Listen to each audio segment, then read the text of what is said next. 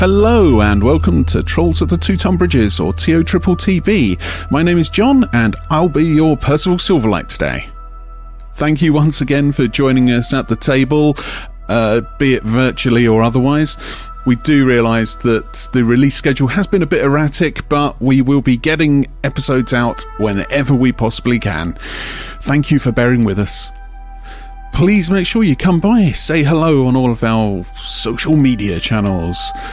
TOTTB Podcast. That's TOTTB Podcast. Come and say hi. We know that there's a lot of crazy stuff going on in the world at the moment, but hopefully we can provide you all with just a few smiles, or at least a couple of sighs because of terrible jokes. Have fun, and remember to stay safe. Adventure.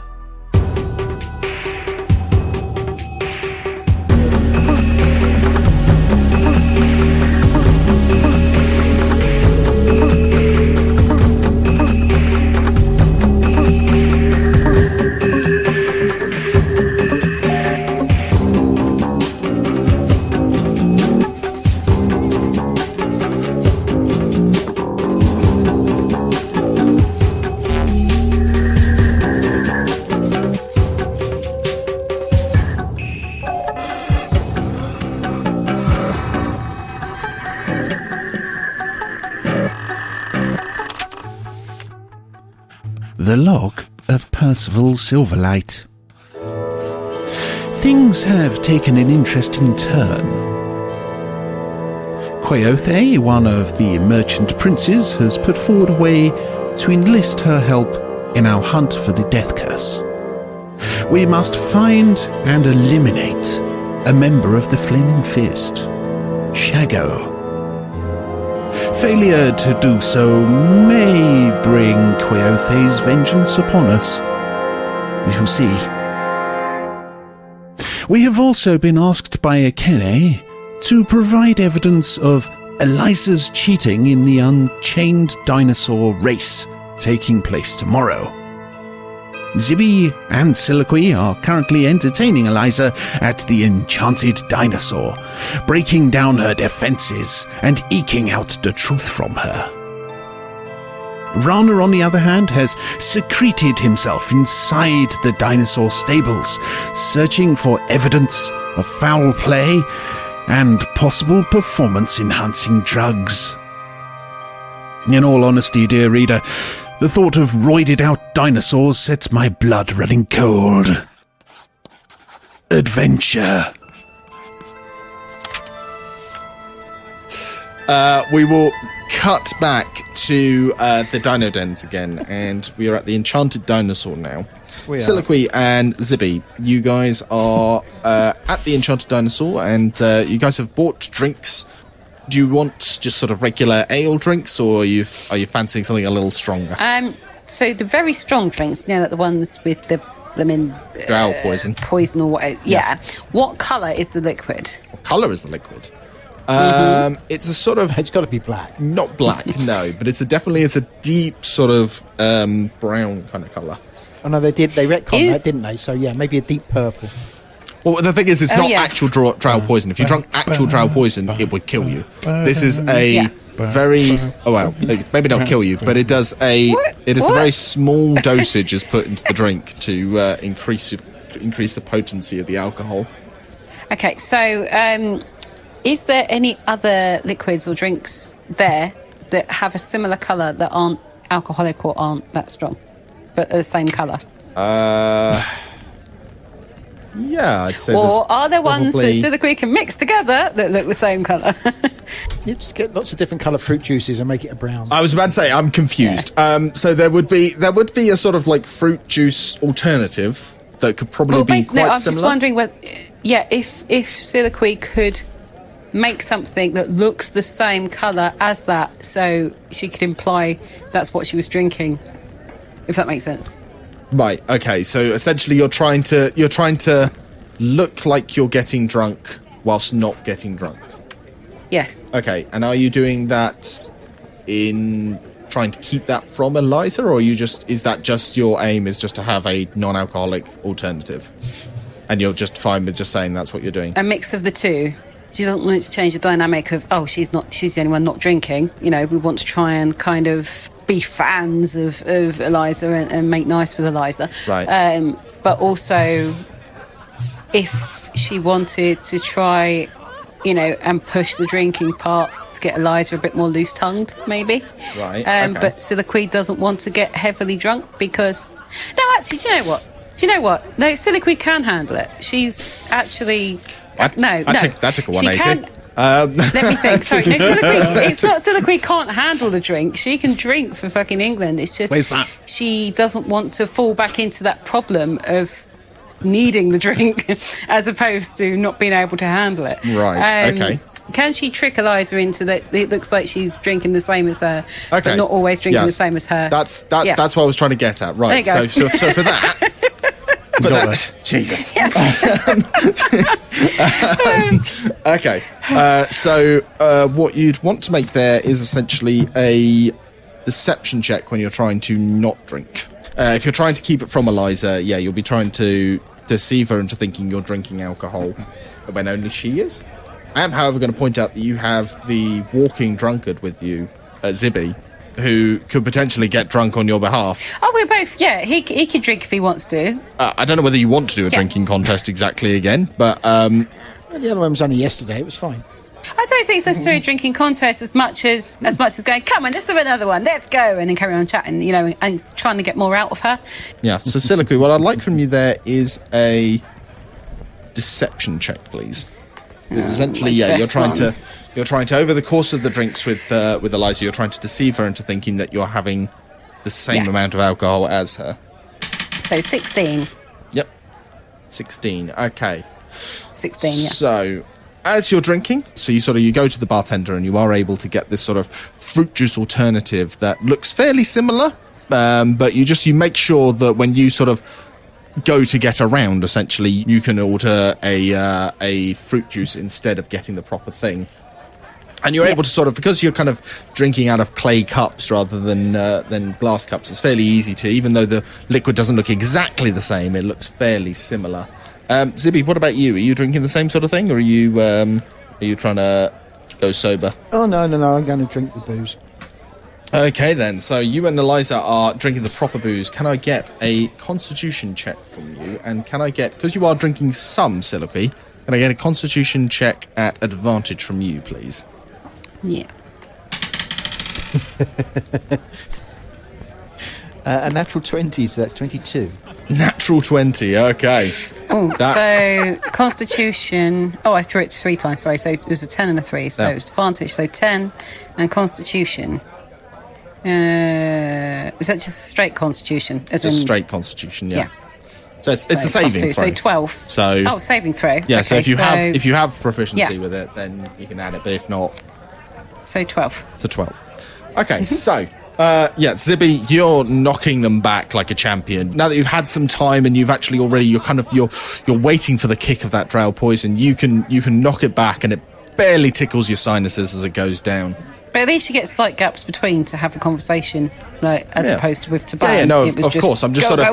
Yeah, no. Yeah. I'm just kind of like, I'm sort of binding it all up because I'm not necessarily having you, well, unless you really want to role play the entire conversation, we can do. But it's sort of like as you're sort of going through this motion of trying to carouse her and convince her that you are her number one fans. You've done well at the deception. It's now how well are you actually dealing with the poison. And unfortunately for you, Silaqui, even though you are only taking 1 or 2, when you do take it, it stings. You start feeling that sort of fuzz at the end of your fingertips, and every once in a while a word or two does slur, and you're aware of it, but you're there just kind of like, oh crap, as you're trying not to sink into an absolute drunken mess. Got like a numb top lip. And, and Zibi, you across the way, you can see that Silaqui is succumbing slightly to the liquor, but you're there to kind of prop her up a little bit every once in a while because you're just taking it like a champ. It's got one eyebrow that keeps going up on its own.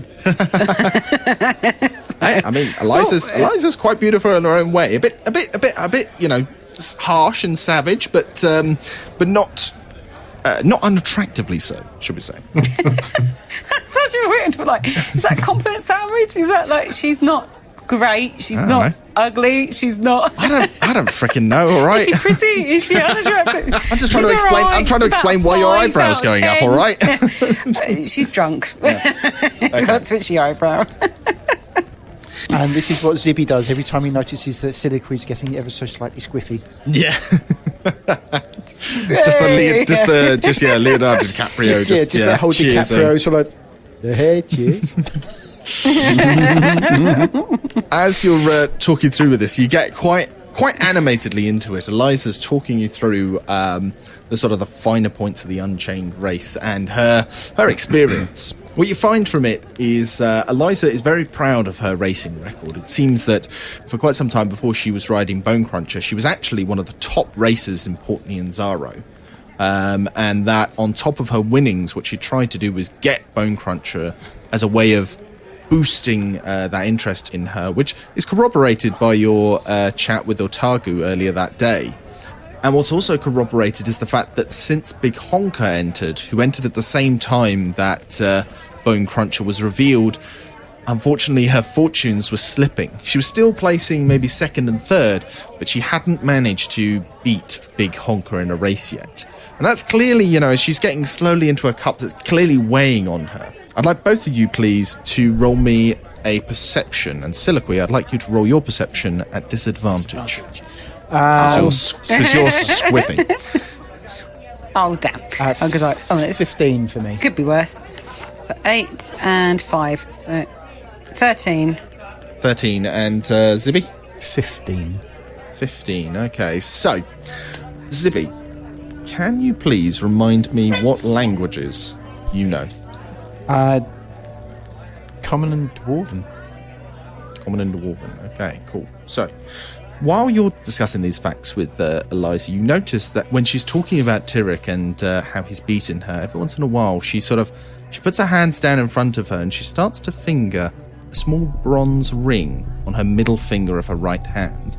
You can see that there is a sort of inscription and some runes written around it, and there's this orange gem set in it. It doesn't look particularly out of place at first, hence why you haven't noticed it up until this point. But as you're watching her talk, you notice that there is this pattern of whenever she seems to be getting a little bit down, a little bit thinking about, Tyrek's wins over her, she's just slowly twisting that ring on her finger slightly. It's only a slight thing, not enough that you would necessarily bring it up, but it's enough that you notice it. Silaqui, on the other hand, you just noticed that she has the most lovely shade of green eyes. Can you describe the ring again? Sorry, it's he said it was like a band with the orange stone. You don't notice it, runes Silaqui. Around it. Oh, he's right. He just asked to repeat what it was. Zibi, what did you say? Sorry, what was the ring again? What sort of metaphor was it? Oh, sorry. My apologies, Natalia. I didn't realise you were responding to Nick instead of me. Sorry. It was a bronze ring with an orange gem, and it has some runes engraved in it, but you can't understand what the runes mean. Do you know, I'm not normally this forward. I blame the drow poison, frankly, but I don't think I've ever seen a shade of green like your eyes. They're magnificent. Have you ever been told how unusual your eyes are? They're really quite brilliant. Oh, sometimes. When some backers are particularly keen to know what my trick is. But I could stand to hear it a few more times. That doesn't sound very genuine. I mean, they really are. They really do need to be noticed. They're beautiful. She blushes slightly as you say that. It's like, oh, stop it, you. Oh, no, there's no need to be embarrassed. I'd be proud if I was you. I am an artist, and I notice the beauty in the world. It'd be lovely to draw a picture of your face one day to paint you. Would you like to come and see my etchings? She seems quite taken with the idea. And what kind of positions and what kind of poses would you be thinking? Well, it depends on what kind of poses you would be up for, really. Of course, my passion being riding, it feels like being on a.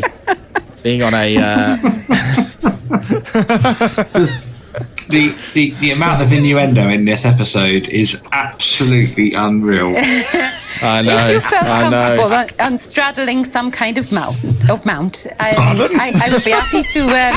If that's your more preferred position, I can paint you that way. While the two painters in one corner, Zibi, is there any particular reaction or anything you're doing at this time? Zibi is raising one eyebrow and sniggering slightly into his drink. He's just blowing his own drink all over his face. Excellent. Oh my god. Okay, while you guys are drinking and by the sounds of things starting to flirt, we cut back. Let's try something. We cut back to the dinosaur shed. Raana, as you're sort of sat there. Oh yeah, I forgot Raana's still there. As you're sort of sat there, you kind of every once in a while you kind of we're sitting there necking back Lolflager, and Raana, you're sat there, you're watching what's happening, you're waiting for something to come up on your strings. You have to. There comes a point where your 2 hours start to come up, and still nothing's come through the hatch. Nothing has triggered on your strings so far. So you're going to have to presumably. So with Wild Shape, it lasts up to 2 hours. So I presume you need to sort of like redo it or something like that. Yeah. Just sort of like step outside. If Raana scuttles up to the roof, are there any sort of beams or anything on the roof that he could? There are sufficient size that he could sit or lie on in human form. There would be some, yes. Yeah, there would be, in which case, some beams up there that you could potentially sit on. Raana will scuttle up into the shadows in the eaves, finding the biggest, sturdiest eave that he can, or rafter that he can. He will wild shape as quietly as he can back into Raana, one arm wrapped around it for balance, and he'll perch on the beam, keep watch. As you're perching there, you're fairly comfortable. It's the beam is wide enough that it's not, unless you fall asleep, it's unlikely that you're going to fall off there or anything. But as you're lying there, you hear beneath you a very low growl start to build up. Sort of glancing down, you see Bone Cruncher has opened his eyes and is looking up at you, and you can see he's just sort of like sniffing in your direction and can just sort of see you. And it's just keeping his eyes on you, and you hear there's a couple other low growls, and you see sort of in other pens, other eyes sort of turning up towards you. It doesn't take much to realise that they clearly, as a human, you are now more noticeable to these animals. They can't reach you. None of them seem to be making any moves, but you can just hear that just ever so slight. Raana produces one of the fried gecko sticks, gecko kebabs he had earlier, and he munches on one. He pulls off one of the fried geckos and drops it in front of Bone Cruncher's. Just drops it over the edge, down towards Bone Cruncher, whilst munching his gecko. Bone Cruncher sort of sees this come down, and quite quickly his neck sort of snaps forward, and before the gecko hits the ground, he actually catches it. Can you imagine how tiny that is to a dinosaur, though, like a gecko? But if a man offers you a salted peanut, you're going to snap that up, aren't you? It's very small in relation to you, but it doesn't mean it's not delicious. That's true. But it would be like a speck of a peanut, probably. It would be really tiny. He takes a bite of it, and you can hear there's a couple of slightly more deeper sort of grunts and growls from the neighbouring creatures that perhaps maybe got a whiff of that as it came down. But certainly Bone Cruncher's just looking up at you still, and you see he swallows the gecko down, but he doesn't get up, doesn't move, but he just sits there staring at you. Seeing as Raana's fairly sort of comfortable, I think Raana will wait. Plan was to see if anything came in the evening, if anything happened at night. So I'm not sure that Raana can do much else but wait. It's coming down to sunset. The sun hasn't quite set yet, but nobody's turned up to feed the dinosaurs yet, as far as you can tell. Oh god, so the sun sets about 6 o'clock, you said last time, and we're all drunk.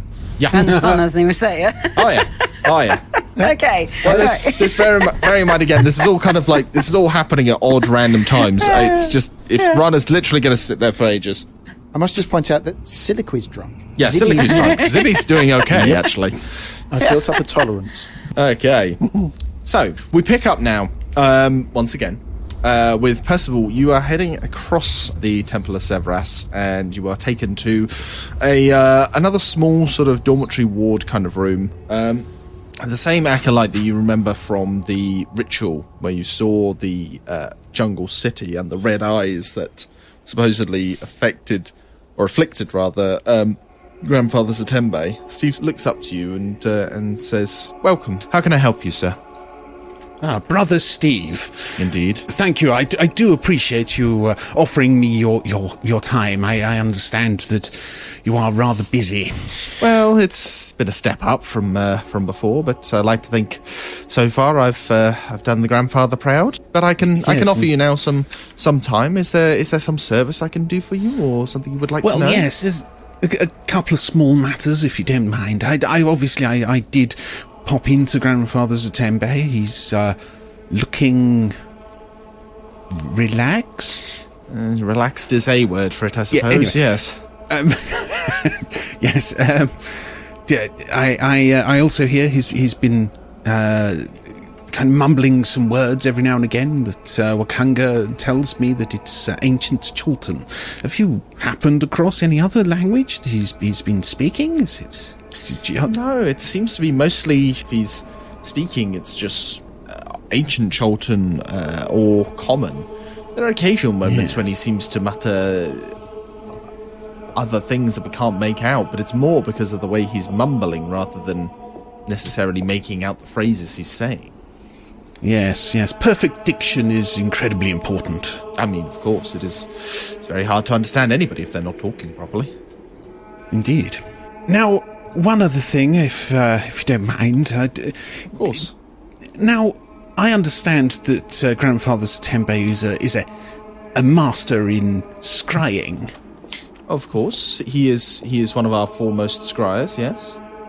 Yes, but the temple as a whole, you do also do your own part in terms of scrying, don't you? Of course, yes. If you wanted a question put to the guides to the ritual you saw us before, we can still perform that ritual if need be and learn what we can. Yes. For a donation to the temple, of course. Of course. And how much would that donation be? 25 gold pieces.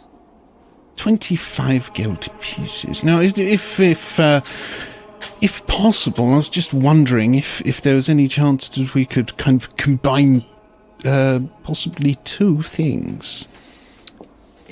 It is tricky, I'm afraid. You're right, it is very, very tricky, because, we are all trying to find the death curse and trying to save Grandfather Zitembe. It's quite difficult, isn't it, Well, with all of the money and all of the time that we have to find the death curse and trying to rescue Grandfather Zitembe. Hint. Roll me a persuasion, please. I don't know why you thought that was a persuasion.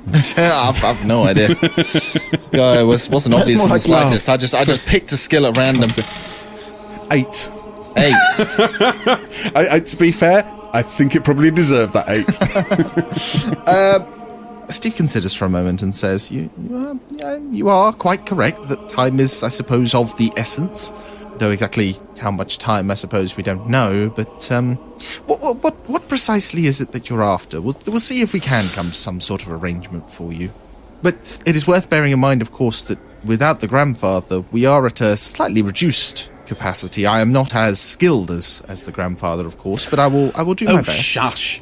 I won't hear of it. I've heard that you're one of the most up and comingest people who do scrying things around here. He smiles to himself there and just sort of sits up a little straighter as if, yes, I am. Indeed. But come, what is it I can help you with? Two things. Firstly, I was wondering if you may be able to help me with somebody who I'm trying to locate, just to see how they're doing. I have heard some terrible rumours, and I just want to make sure that they are safe. Of course. Who is it? A gentleman by the name of Shago. A gentleman by the name of Shago. Okay. Yes. I Yes, believe he may be, if it's of any use, he may be around the Fort Belleron area. That will be of help, yes. And you see Steve pulls to himself a bit of parchment and starts to sort of write down what you're telling him. So looking for Shago, and you want to know how he's doing. Well, essentially, yes. If anything you can tell me, what he's doing, how he is he well? Obviously, we want to make sure that the chap is safe. Well, I can certainly look into this for you. This would be a fairly easy matter. If you returned within 24 hours, assuming, of course, that you did donate charitably to the temple, then that would be an easy enough task to do, I think. So long as he's no artist Simba, I suppose. But no.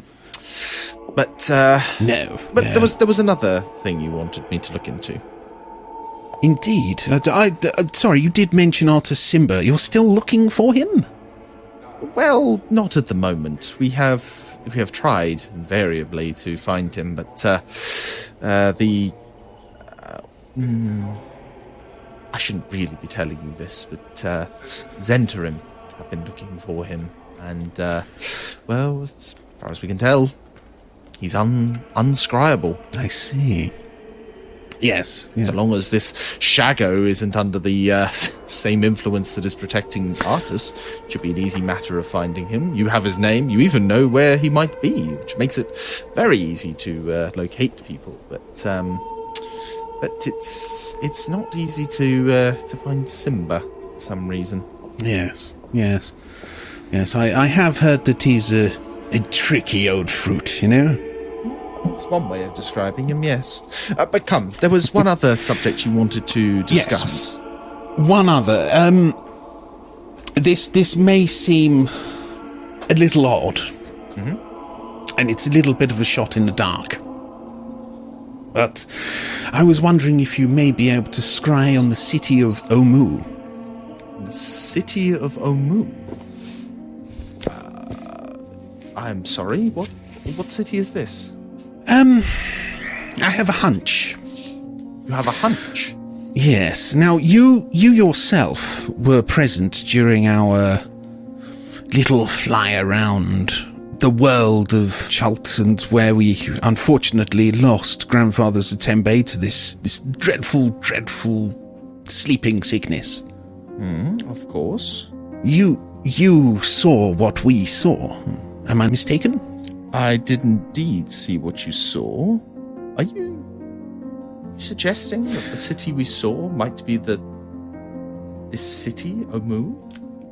I don't know for certain, but I was searching through a book the other day, and I did happen to come across the name Omu.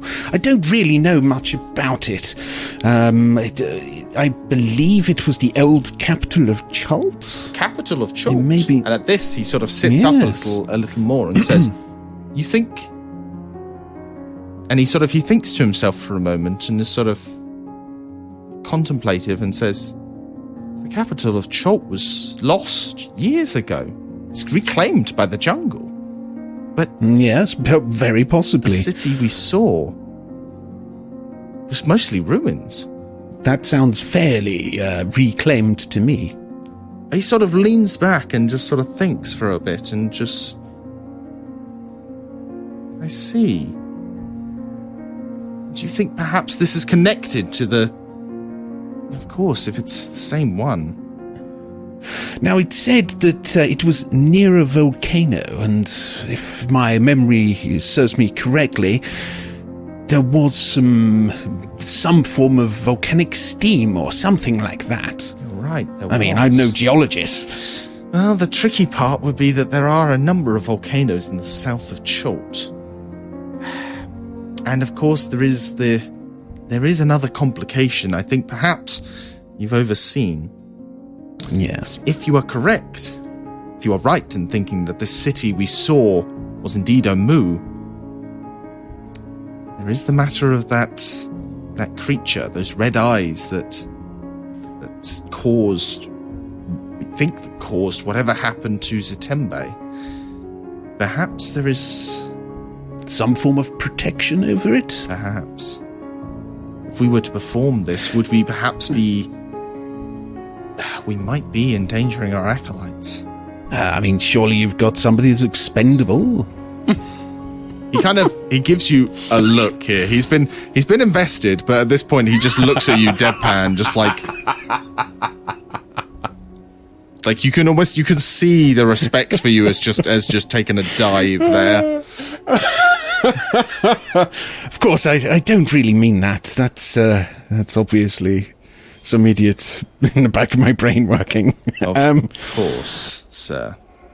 Well, perhaps there's some other.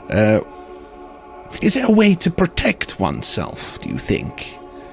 Not that I'm aware of. There might be ways, possibly. We could look into it, perhaps, but I shall think on the matter. Of course. It's an interesting idea you bring to me today, Mr. Silverlight. Certainly an intriguing one. One that I think warrants investigating, but we cannot be hasty, I think, with this.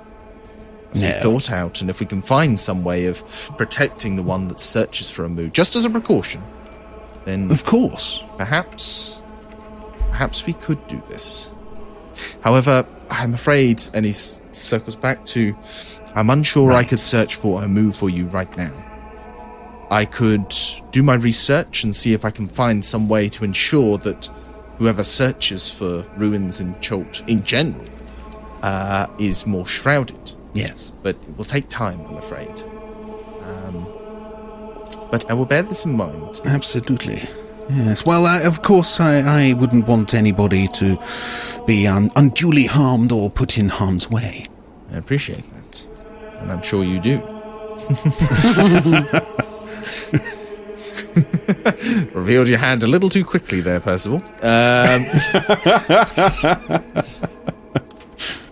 That's just me being stupid. No worries. You're Percival. It happens. He's willing to look into Shago for you for your donation of 25 gold pieces. However, he is not willing to look into a moo until he has some better protection perhaps in place for somebody that was searching, just in case. He's certainly intrigued, as I said there, that you have made that connection, and perhaps they are connected. But if it does, he wants to know that whoever he makes look for it, he's protected. Well, Steve, it's always a joy to talk to you. Likewise. Please do let me know if you hear any news of Grandfather Zitembe. We're all invested in him. Of course. We will be sure to let you know, as we are sure he would want you to know if he, whatever happens to him. And, when he recovers, you mean? Of course. If you would be so good as to visit the clerks as you leave and make your donation. Of course. Then you can return tomorrow, and I will tell you what I know of Shago. Of course. Thank you very much, Steve. You're most welcome. He bows you out of the room, and is there anything else you want to do in the Temple of Sevras, or are you just going to head on out? As he heads out, he's just going to say hello to the wife and kids for me, and he heads over to the clerk's office. You leave a slightly confused Steve behind you. It's like a whirlwind, is Percival. It's a whirlwind of confusion. He is. He just confuses and distracts people everywhere. If you can mark off 25 gold pieces. There's no deal there at all. Sadly not. There might have been if there was some protection in place, but unfortunately, you didn't quite roll high enough to pull that off right now, I'm afraid. I think it's one of those things as well. It actually was kind of regardless. To my mind, that's how Steve would be viewing it as well, is that he appreciates that danger. There is potential danger for whoever might search for it. So Of he would course, want yes, to know that they were being safe. So if you inquired again at an earlier date, or perhaps when he knows, he might make you aware. Yep. Okay. All good. Heading No back problem. out into the street, Percival, where are you going to head for next? What kind of time is it? So it's now for you, it's actually coming on to about sort of mid-afternoon. You are kind of heading towards sunset. You're not quite dark yet, but you're sort of heading in that direction in terms of time. You know that Okay. you know that Volo was going to send word to you at the Giggling Squid if you and your party would be welcome at Ifan's for dinner this evening. But obviously you haven't yet heard word, because obviously, you know, the word would be at the Giggling Squid. And you don't actually know, beyond knowing that the others went to the Dino Dens in the morning, you don't actually know where they are at the moment. Oh, one thing I should say actually that I totally forgot to mention is that I would leave Taban a message at the baths that we'll be going to the Giggling Squid. Okay, all right, yep. So he'd know where to just go obviously to find so you. he again. knows. Yeah, no, that's fair enough. Yes. Okay, so yes, I think Percival would head over to the Giggling Squid. Okay, then. So we leave you making your way across town. Back at the Dino Dens, let's see.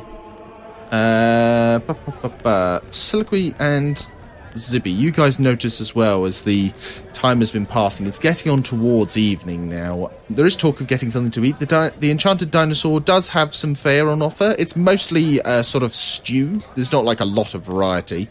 But there is a sort of savoury meal on that you could potentially partake in. How drunk is Eliza? Okay, let's find out how drunk Eliza is. The Constitution saving throw. Oh yeah, Eliza seems quite on her feet. You know, she's So it's just Silaqui. Okay. She's enjoying her drinks, and you know, after a couple of drinks of drow poison, they do switch back to normal ale again. The drow poison is mostly to get you buzzed, and then you have the sort of like normal drinks after that. Pre-drink drinks.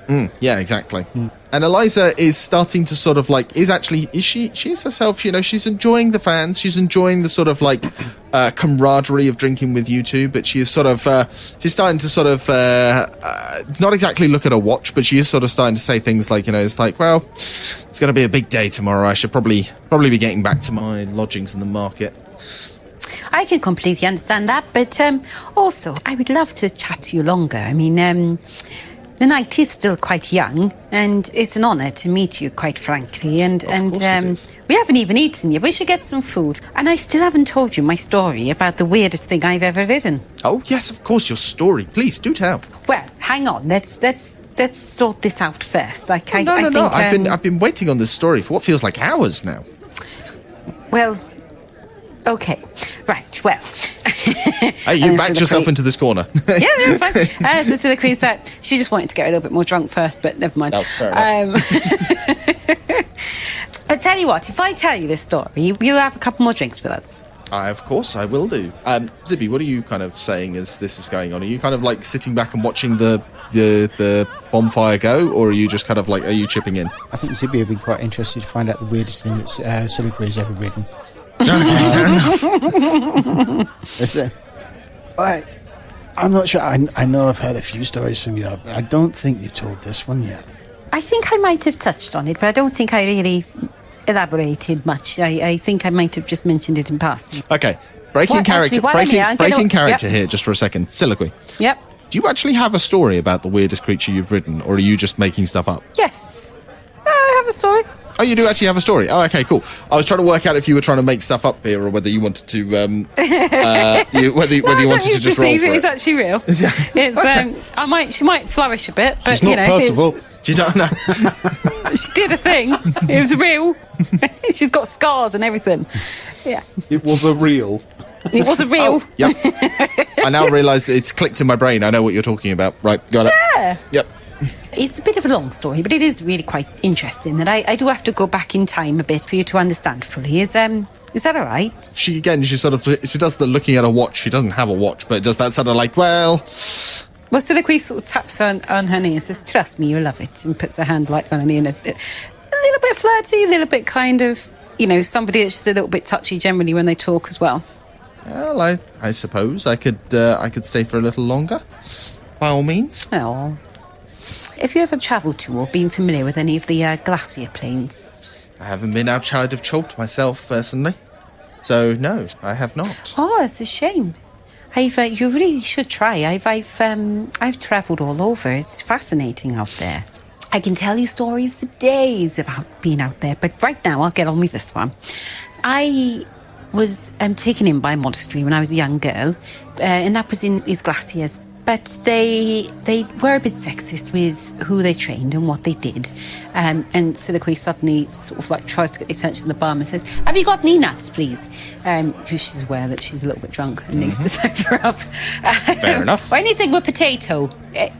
Anyway, they didn't like the girls riding at the monastery. And I did try a few things. Like they had wild boars. Well, boars because they weren't wild anymore, which... A couple of times I did try and ride as a little girl, and because the horses were too big for me.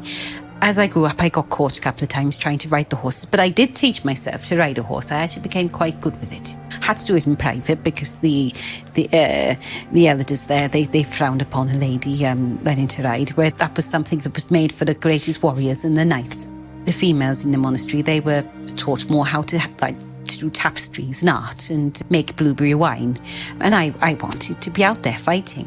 Anyway, underneath the depths of the glaciers is this horrible beast. Have you heard of the great white worm? Not one that I am familiar with, no. What are they? Presumably they are worms that are great and white. They're a bit of an abomination, really. They are absolutely huge, like hundreds of feet. They're huge things, and their outer skin is so hard you can't crack it, you can't break it. And then inside it's just like burning lava. So if you do ever get near one, if you're even able to get near one, I think I've heard traders speak of them. Yes, are they called something? There's something called. Begins with an R of some kind. It does. I've forgotten the name. Bear with me. Remorhas. Yeah. Remoras, that's it. That's Remorhas. the one. Remorhas. Not Rupert. Not Rupert, Not no. Ruperts. Yes, that's what they're called. The Remorhas. Oh god, that's horrible. It's so That pretty. is. It's That's pretty, isn't quite it? disgusting. I even want to know what's going on in that picture. It's a leech eating a worm. Nasty. It's No. vomit-inducing. For the second one. Or spaghetti. Oh. It wasn't a very nice picture, listeners. You don't want to know. The greatest warriors within this monastery, they would have to prove themselves by riding this great white worm, which is almost impossible. It's incredibly dangerous. Many people die trying to do it. It takes a lifetime or your entire youth training for this one moment. I know the feeling. Had to do something similar for the dinosaurs, as I recall. Really? Well, you have to learn from a young age. It's not something anybody can just pick up, you know. I can imagine being a female as well, being a woman, even in towns that seem like they've got equality. I feel like you still have to fight harder to prove yourself. Luckily here we have no such qualms. Women and men race together in these races here. That's refreshing to hear. Women can be strong in their own right. In fact, in many ways, much stronger than men. Oh, I quite agree. We're a tough species, as women. Oh, of course, no offense to the man present. And she taps your shoulder there, Zibi. Oh, you got no argument for me. You got no argument for me. Oh, I know Zibi well. I know that he approves of a strong woman. Well, she looks at him with a twitchy eyebrow.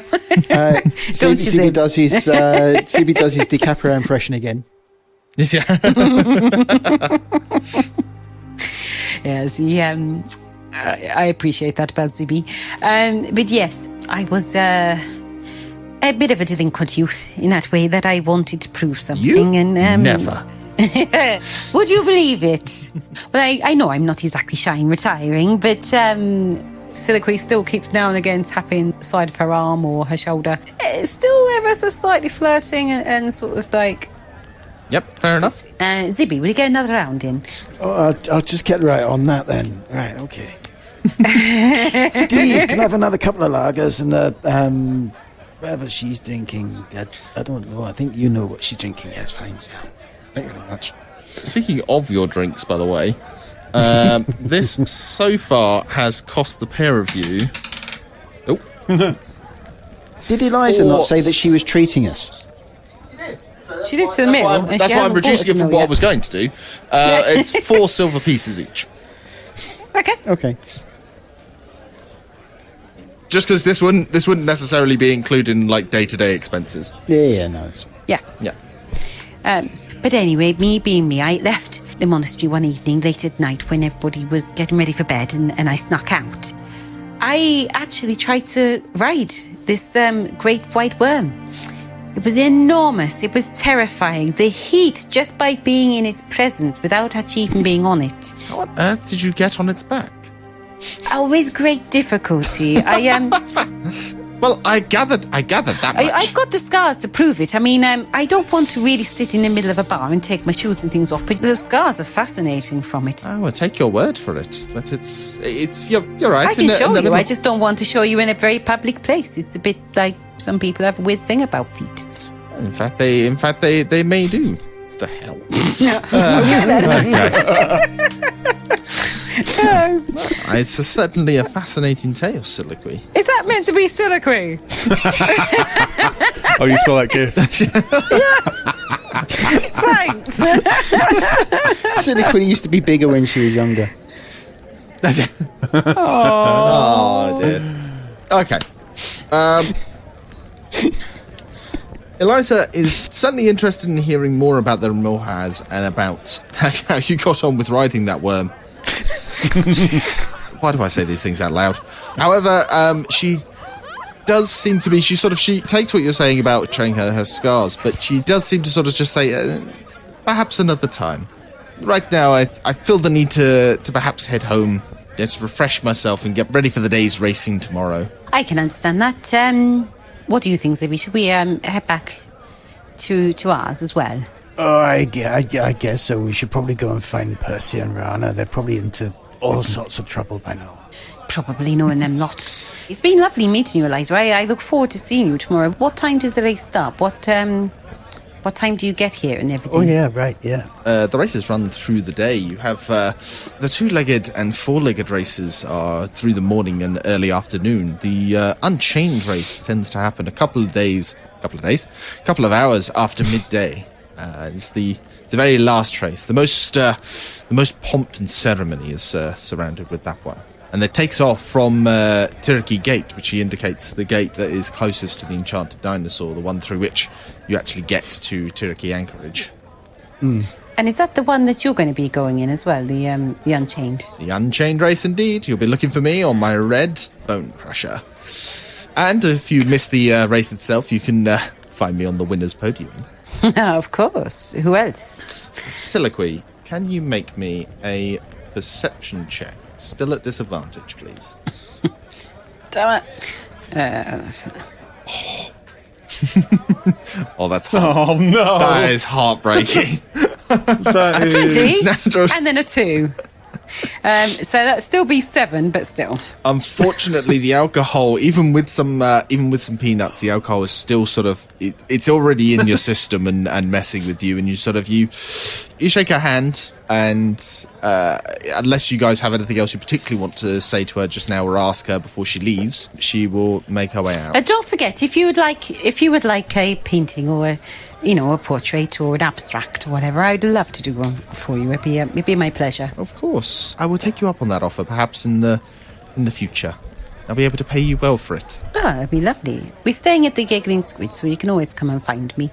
Of course, I'll be sure to do that. She says, looking up and down. And Zibi, it's been lovely drinking with you too. Good luck tomorrow. Indeed, though I shan't be needing it. She turns and leaves the Enchanted Dinosaur. Before we get into you guys discussing anything more, however, I will jump back to Raana, who is still chilling on top of the dinosaur shed.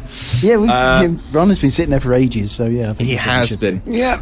It's a little after sunset, Raana, and you're still sort of sat there, and even in the sort of as the light goes, every once in a while you glance down, and Bone Cruncher is still staring up at you, and as the sun goes down, eventually all you can see is just the 2 pinpricks of light that reflect off of him, but even they sort of fade as the sun goes down. But then you hear a commotion. You hear this sort of this movement sort of coming up to the door, and you can hear all the other dinosaurs. You hear this sort of dull thuds and growls as each of them sort of seems to be getting up. It seems like all of them are sort of preparing for something and sort of growling and snarling underneath you. You going to do anything in particular just now in reaction to that? Nobody's come in yet, but is there anything you'd like to do? In response, Raana will use one of his wild shapes to turn back into the huntsman spider, which has dark vision 30 feet. Okay. As you turn back into the spider, you shrink back down again, and you can start to see. It's not a very big open space underneath, so you are actually able to see down. And in the pen beneath you, you can see Bone Cruncher is now sort of he's looked down and he's looking almost expectantly at the doorway to his pen. It's a little too far to see into the other pens, but as I say, you can hear this sort of shuffling around. And glancing towards the main door to the stables, you can see that there's some torchlight seems to be slowly approaching. I think Raana will sit there and he will observe. Sit there and observe. Okay, right. Yeah. So, interrupt me if there is a point where you want to react to what's happening in some way, okay? Yeah. Raana, as you're watching, you see this. You see that this flickering light comes up, and a Cholton man comes in, dragging with him this large cart. And on the cart, there are various slaughtered animals, mostly goats, but the occasional axebeak and a few what looks like actually looks like small, very young dinosaurs are also sort of piled on this cart. This Cholton, holding the flame before him, comes rolling in, and you can see now, as the light sort of starts to permeate and filter through some of the gaps in the woodworks, you can see all the other carnivores are starting to get up. They're getting roused. They know that this is feeding time. As you watch, the Cholton man stops down beside the first two sets of doors, and he grabs two of the corpses and sort of pulls them down and pushes them with a very quick shove towards the bottom of each of these doorways. He then takes this long pole, kind of looks like a like, what are they called? The sort of the things that they use in casinos to collect up people's chips and stuff. Those long pole things with the long pole things. They've got like a little shovel end. Yeah, they're called long pole things with a little shovel at the end. I think that's I think that's what they're called. Yeah, technical term. Rake. Sorry, a rake. Yeah, it's sort of a rake, isn't it? As he sort of he takes this pole and he pushes the carcass under the doorways and is able to push it in, and you can hear, though you can't necessarily see because of the angles, you can hear the food being snatched away by the creatures within and they start to tear away at their food. As you're watching, this man sort of slowly makes his way up, passing these various cuts. You don't notice any particular sort of pattern to how he's doing it. For instance, it doesn't seem like there's particular sort of like this meat goes to this creature and this meat goes to this creature. It just seems to be that he grabs the first thing that he can see, pops that down and shoves it underneath. If you'd like, you can make me a perception roll to see if you do notice anything odd at all. Yes. Let's, where's my dice roll? There we go. 19. 19, okay. You keep standing there. You scuttle back and forth once or twice on the beams of the roof and sort of looking down, but as far as you can tell, again, there's no indication of anything being different or any sort of system in particular. The man just grabs the first thing he can see on the cart, puts it down and shoves it, and goes very methodically along, doing one side and the other, and just slowly feeding each of these carnivores. And eventually, he gets up to Bone Cruncher. He grabs one of the goats and lifts it up, places it down, and again, just like with the others, he takes his scraper and he just pushes it through the hatch, and you can see, from your vantage point above him, you can see that Bone Cruncher starts to voraciously just sort of tear into this goat. However, as far as you can tell, as far as you can see, nothing particularly seems to be out of the mist. There's no sense or pattern, no indication that anything is odd here. It just appears to be feeding times in the stables. Is there anything you'd like to do as you're watching this? Yeah. Raana will scuttle along the beam. He'll scuttle towards sort of out over the roof, down the outside of the building, trying to stay concealed, and he'll scuttle towards the cart that the man is pulling. Okie dokie. Would you like to make me a stealth check, please? Okie dokie. Do I get advantage because I'm only 4 inches across? Sure. That's good. 15. I saw how that was rolling. You scuttle on down. You keep an eye on the handler as he's doing his job, and as he turns away to start sort of positioning and getting ready to push a corpse under one of the handlers, you scuttle up to the cart without being noticed. You can get up quite easily and sort of have a look around, and you don't think from where you're positioned, you don't think you'll particularly be noticed. The cart is now getting fairly empty. There's only 1 or 2 more animals left in the cart. Are there any bits or chunks? Little bits that my spider can manhandle, or is everything too big for me? Most of it would be too big for you. There's small pools of blood at the bottom where, things have been... these guys have been clearly freshly slaughtered, so there's still a bit of blood leaking at the bottom of this crate. A lot of it, however, is dripping out of the cart, and you can actually see on the inside most of the cart is actually quite heavily stained red. This is clearly the feeding cart, so to speak. There's not really any pieces. You can roll me an investigation to see if you do find anything, though. Okie dokie. Let's do that. That is 13. 13, okay. Yeah, you have a look around, but unfortunately, everything is too big. There aren't any particular small chunks of flesh or anything that'll come off that would be small enough for you to handle. You can get closer to the corpses, though. That's easy enough. The guy who's manhandling stuff, it's dark at the moment, isn't it? How well lit is the area? Not very well lit at all. You're kind of inside, the sun's gone down, and the only real source of light is the torch, which this man is he's hung up beside the door so that it illuminates the passage where he's working, but it's not a very bright light. It's just enough for him to see what he's doing, just to make sure he doesn't get too close to one of the caged animals. Okay, I will crawl behind the cart onto the floor. Okay. So I'm behind the cart. Mm-hmm. I will crouch down behind the cart. I'll wait for him to turn the other way, and I will end wild shape. Okay. Yep. You sort of sit there waiting, and you see him. He picks up another corpse for the next creature and turns away from you. I will then use Control Flames cantrip to extinguish the torch.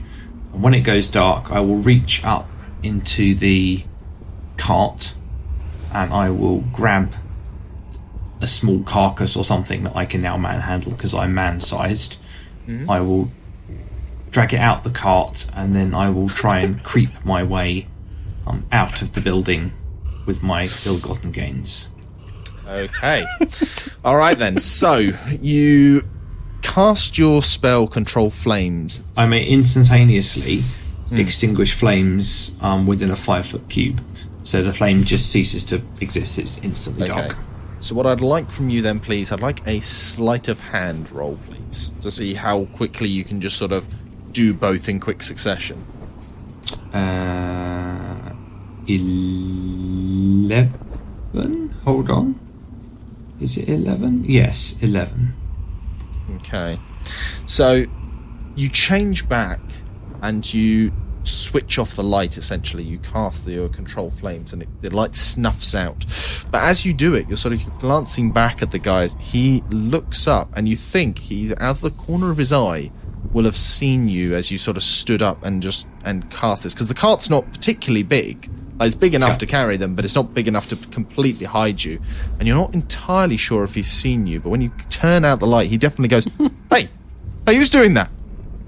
And so you know that he has at least some idea that somebody is messing with him. Whether or not he's actually seen you, you're not sure. But it's just that moment between switching and switching off the light. You think he thinks he might have seen something. He might not have done. Certainly he didn't look right at you. What I'd like from you next, then, is another sleight of hand to grab one of the corpses and make it out of there. 13. 13. Okay, that's a little bit easy. You grab one of the corpses. You can hear the stumbling as the man's sort of like looking around, trying to see you. As you sort of make your way out, you realise that there is a little bit of light coming from outside. So you realise that the man probably can just about make out a silhouette, perhaps. He calls out, but you hear this sort of as he hits the cart, it sounds like, trying to get out. what are you going to do as you move outside and sort of look about you? Carrying this, you sort of look down, you're carrying like a small axe beak in your arms.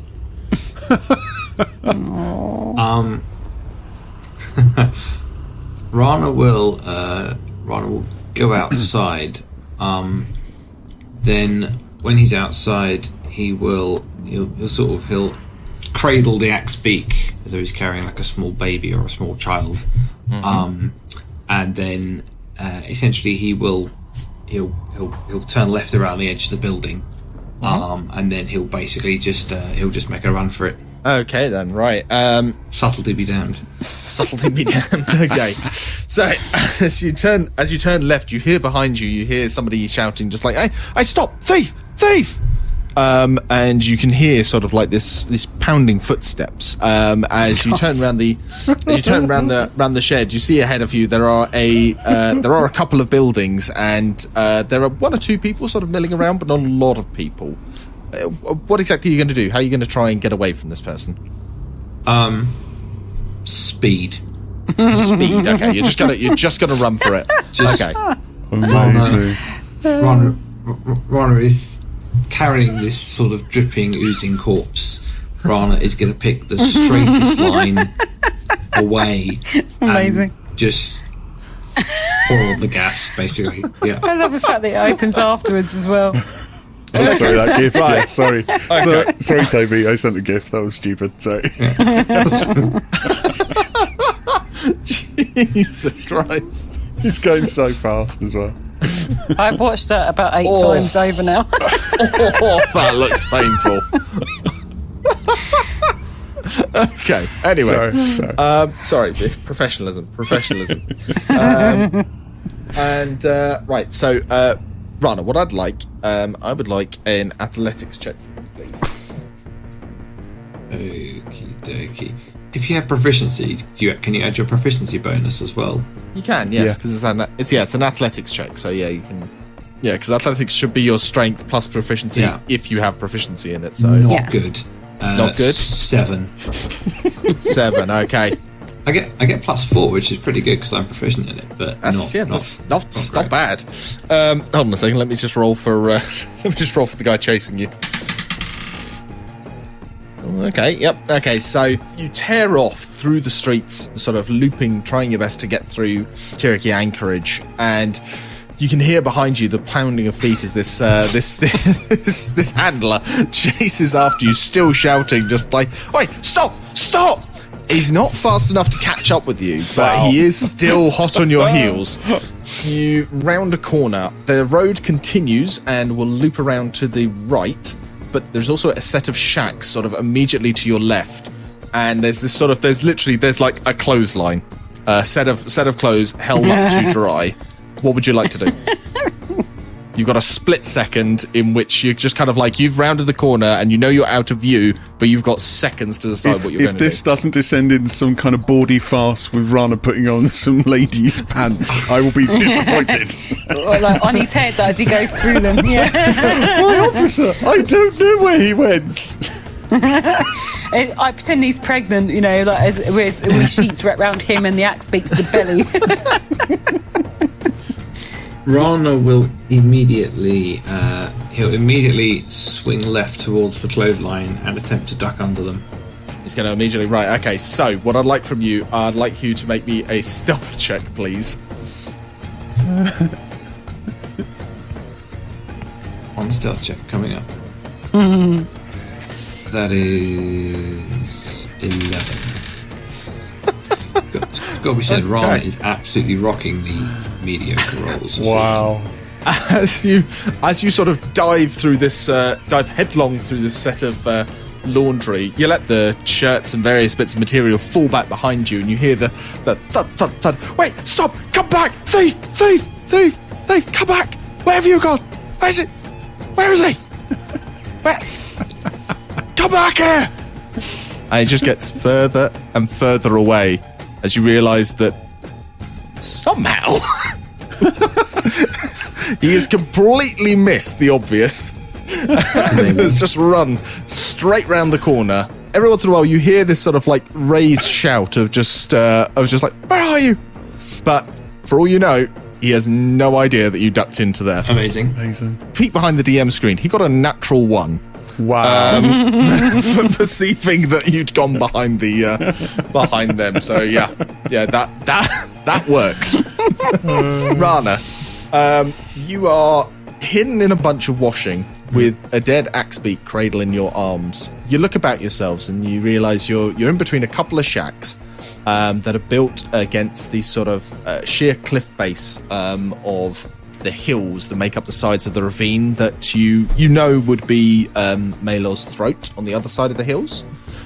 You can see the city walls, but as you look sort of down at this axebeak, you can see it's been cut across the neck as its way of slaughter. What are you going to do with it? I say slightly nervously. Raana will look for a funnel and 3 feet of hosepipe. No. Oh my god. Raana will sort of straighten his clothes and things a little bit. And then he will walk out into the street and he will just balls out, just walk straight up the main street towards the gate, heading back towards the giggling squid. Okay. So not even attempting to necessarily hide yourself, just to make it look like you're just an ordinary man walking up the street with a dead chicken for a walk. With the chicken in your arms. Yes. I mean, yes. Okay. Right. Okay. I think this is more deception, to be honest, because you're not hiding. You're trying to make it seem like you're normal. So roll me a deception, please.